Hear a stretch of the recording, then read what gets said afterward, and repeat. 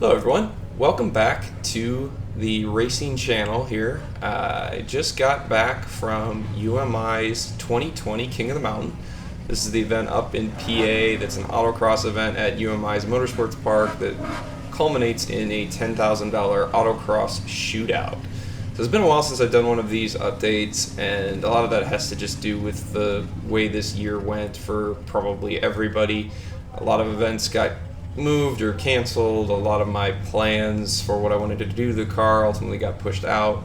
But I did want to provide a quick update on how this event went, talk a little bit about the challenge as well. So overall, the qualifying went fairly well. I had the Tesla Model 3 Performance with its Mountain Pass suspension up in a respectable position, about 10th I think on day one, and finished 12th overall out of 97 for qualifying, which was plenty to put me into the challenge, which ultimately is all I was trying to do. Obviously you want to be as fast as possible, but really the goal is just to make it into the challenge, because once you're in the challenge it's really just open to anybody, because a lot of people can make mistakes like I did last year, and ultimately kind of like I did this year, although I'm not sure I really had the speed this year to compete with who I was running against. So what you're seeing here is some footage of the parade laps. This is pretty cool, actually.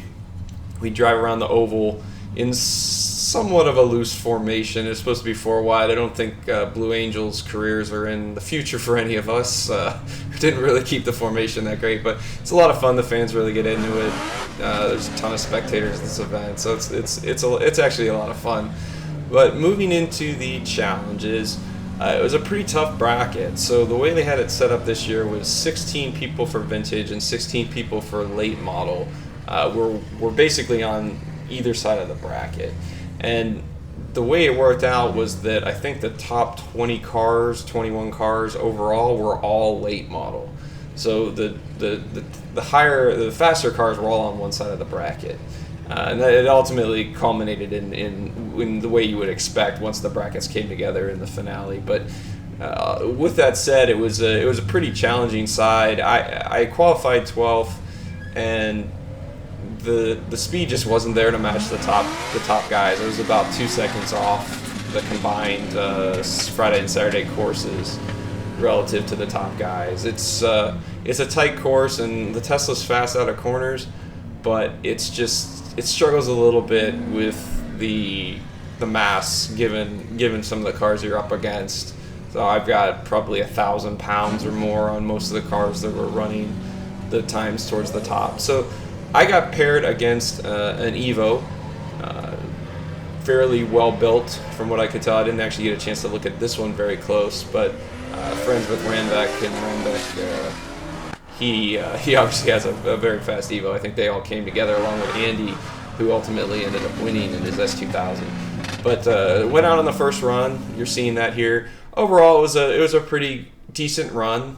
I was a little conservative in some spots because parts of this course was new, and then obviously it was much cooler temps. So I was running the ACRs this year on all four corners.